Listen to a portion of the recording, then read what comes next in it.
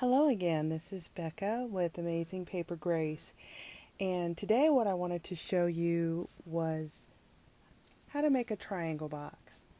And it's actually a very easy box. This is the first one that I made, and has a little loop that helps you open and close it. It can be used for goodies. Pull on the loop and it opens the box.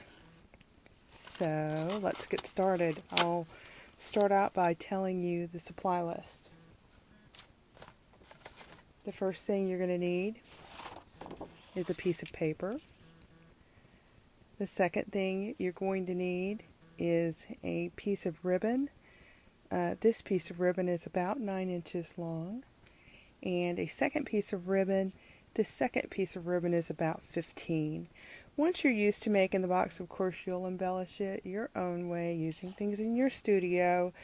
But this is what I use to embellish this particular box. I'm also going to make use of a piercer tool.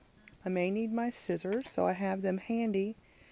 I will need a brad, and I'm going to need the help of a paper clip. And you can also see that I have a scoring tool here. Now let me talk to you a little bit about the paper.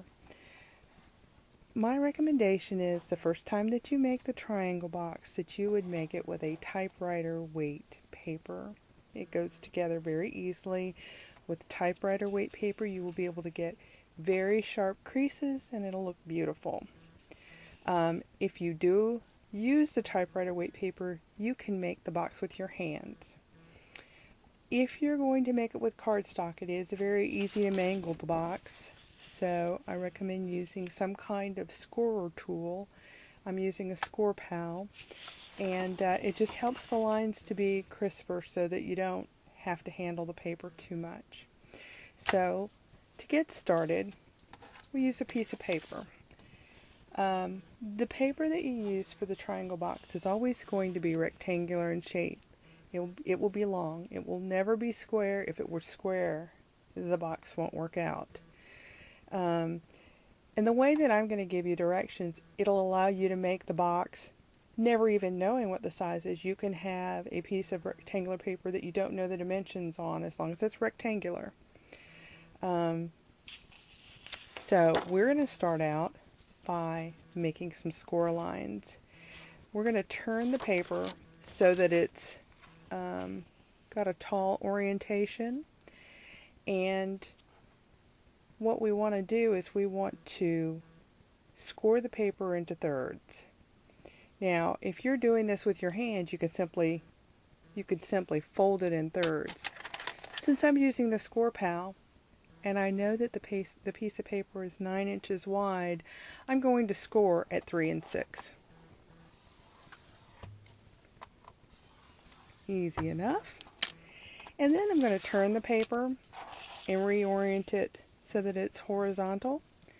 And I need to fold the paper in half if I were working with my hands. Since I have the score pal and I know that the paper is 12 inches wide, I am going to score at 6 inches. And every time you make a score for this particular box, you should fold the score both ways. It's just going to make the box a little bit more flexible when it comes to folding time. And it actually is very quick to do. I just have one more line to go. Okay. For this next part, you're going to fold your paper with the fold on the left hand side. The next mark that we're going to make is a reference mark, so you don't need to score it hard. So we're going to actually touch the upper left corner of the paper, and we're going to pull that upper left corner to the top score line here. And don't score, but just hold it there, and then I just make a little indentation, because here again we're just going to make a reference mark, and the reference mark is going to show us the size of the bottom of the bag. So the next thing I'm going to do is I'm going to take that first corner that I touched and I'm going to fold it up so that it falls along the center of this diagonal right here. and that would be so. No need to score heavily. What I'm actually looking for is this triangle, and this line is actually going to be the reference mark that I need that will show the bottom of the box. So I can actually, with the score tool, line this up and make a score mark. If you're folding by hand, you would simply fold your paper to match that line. So I maneuvered this so that it would match with the 5-inch line. So I'm going to let go of that, and I will score like so. And then I'll fold it both ways so that we get that flexibility that I was talking about. Okay, so now we basically have a piece of paper that has 9 quadrants. The next thing that we're going to do is we need to make diagonals in each of the outer quadrants. But the diagonals are not going to go all the way to the edge. But there is an easy way to do this with a fold. So the easiest way to do this is to fold in 1/3 and then make your paper poke up basically where the first score line is, and you're going to actually make this score line here meet this line like so. Let the paper do whatever it's going to do, and you'll actually know when you have this right because everything appears in nice tidy right angles. And then you want to score that little flap and then let go. We'll fold in 1/3 and we'll make the first score line poke up. I'll pull it down to meet the folded edge and I'll score. So there's 2 down. I'll fold in 1/3,